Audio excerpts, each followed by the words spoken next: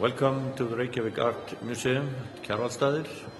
My name is Baldur, and I'm an architect, and I am here to present to you a new exhibition on Snøhetta, architecture and landscape. Snøhetta is a renowned office from Norway, stationed in Oslo and New York today, and probably the best known architectural office to come from Norway ever. To go to the beginning, some 20 years ago, they started their practice. It happened in that way that they took part in the competition on the Bibliotheca Alexandrina, a project which was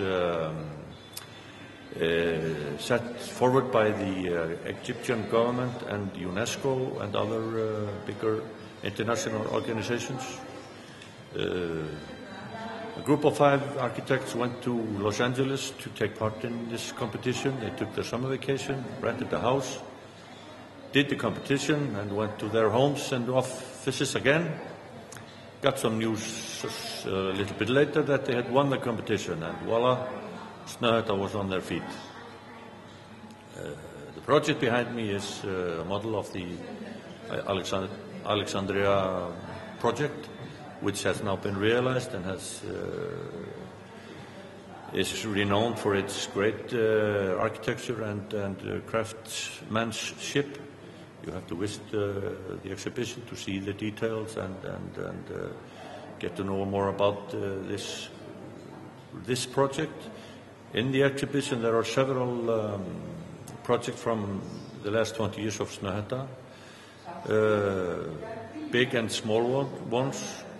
Let's go over to some of the smaller ones, which show the variety of their project and capability of dealing with art and architecture at the same time.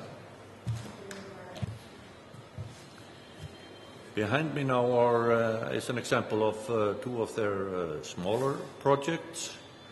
On the left side is the Serpentine Gallery Pavilion, which is a project made in collaboration with Ólafur Eliasson for the Serpentine Gallery in London.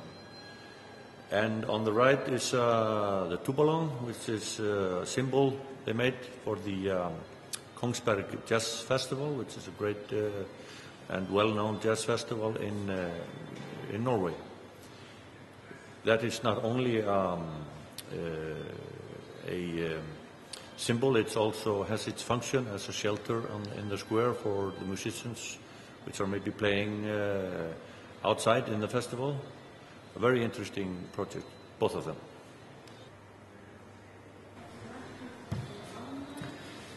Maybe the best known project of Snøhetta from the later years is the great opera house in Oslo, which is here on the stand behind me. It's a result of an open international competition held in around 2003 with around 250 entries. And Snøhetta won this competition and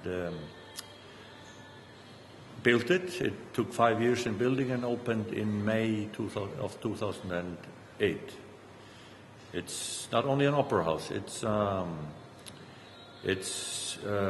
somehow weaned into the urban context, and you can visit this house even if you're not interested in music at all.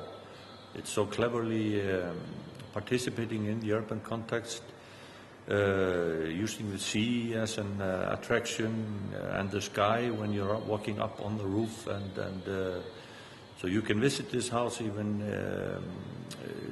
when the opera is closed, or you're not even going to the opera. You can come in and have a great day, and you can view Oslo and the surroundings in a very spectacular way. Of course, the house itself and its interior are perfect, and the acoustics and so on we don't have to speak about. Of course, that all functions greatly. But as a house in the urban context, it's remarkable.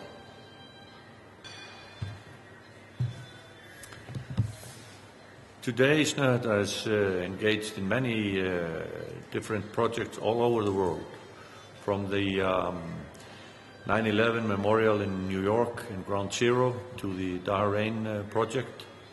All these projects point to an exciting future and shows the ability of and the willingness of Snøhetta to innovate and to develop as an architectural practice. It's something really to look forward to in the future, their future project and their future thoughts of architecture and how to practice it.